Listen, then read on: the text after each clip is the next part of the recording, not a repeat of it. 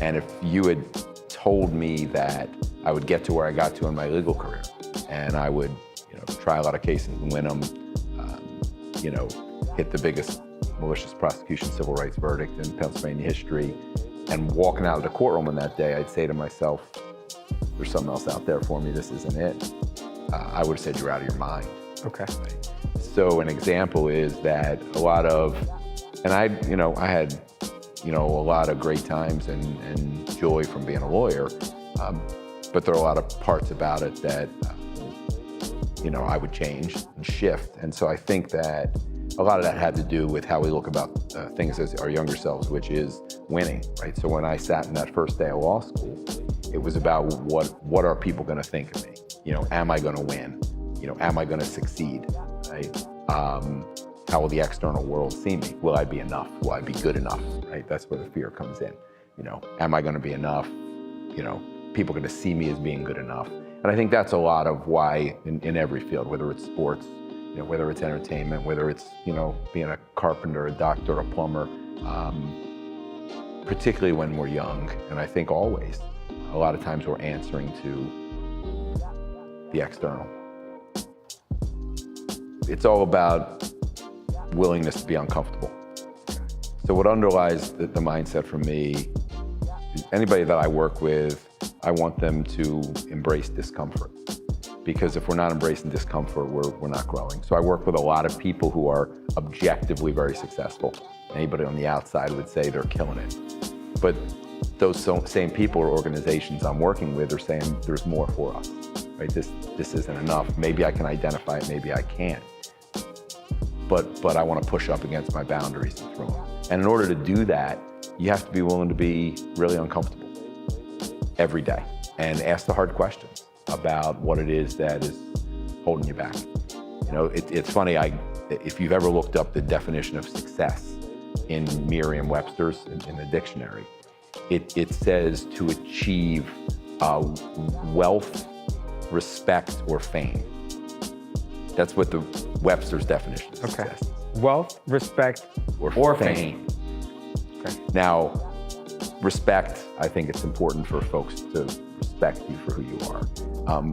But if your definition of success is that you're going to achieve wealth or fame, and that's where you're headed, you're going to end up all twisted up and backwards. Now, if cultivating or attracting wealth or fame is something you want, if you're doing things that you're passionate in every day, you'll attract wealth and fame if that's what you want, right? But you don't chase wealth and fame. It'll find you. So Bob, when should someone come see you? When everybody's telling them that they're killing it and winning, and they're saying, man, I feel stuck. There's got to be something else. At the top of their game, you're telling me that they should come see you? Top of the game. Who's telling them they're at the top of their game? Outside people, everyone, friends, family, loved ones. And they're saying, I'm not sure I'm at the top of my game. Come see me, right? You're my people. People that you're killing it. You're objectively successful. But in there, something's telling you there's more. Something else, something different, something richer, something broader, maybe for yourself, for your family, for your organization. So what have you found about people that have been objectively killing it? And why it's a good time for them to come see you? They got there because they're pushing the limits. But the hardest limits to push are the ones that are internal, right? It's a lot easier to push on the external. I'll work harder, I'll work more hours, I'll build the organization, better, stronger. I'll make more money. I'm not saying those are easy goals to achieve, but they are easier than pushing through the boundaries that are internally self-imposed. And those are the ones that are going to unleash you to whatever your own greatest self is, always reaching just for your fullest potential, but not quite getting there every day. Those are the people that I truly love to work with. And those are the people that I think get the greatest reward, because they've tasted what the external definition of winning is. Everybody's telling them they're winning, you won. Right. And they're saying, you know, well, the second prize, right? So if you get to that point, then you're really ready to do the work. That tells me you're really ready to do the work. Is there a formula for that success? And whatever that success is, meaning going beyond their limits? When they come to me? When they come to you.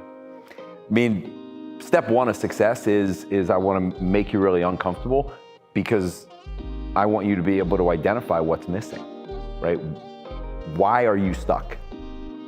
You can tell me you feel stuck. I feel like I need something else, right? Your skin is almost crawling, right? That's stuck. High performing people have had that. I had that. It's at the top of my game trying cases and feeling completely stuck, right? With people telling me how I'm killing it. Just, wow, that's great. You know, you're gonna get a lot more cases from that one you just won, right? And did that happen? Did you get a lot more cases? Sure, you get a lot more cases and I feel more stuck. Okay, all right. Right, so articulating that you feel stuck and then being able to get underneath it to really feel what it is that had you feeling stuck, right? So for me, it was, you know, that there was something calling me to serve people in a different way and to use my skill set in a different way, like I am now, and to try to support, guide, and ease suffering in different ways, and you know, do the things I love to do in different ways, right? So I started looking at the practice of law and figuring out what are the things that I really love about it, right? What are the little pieces of my day that I love?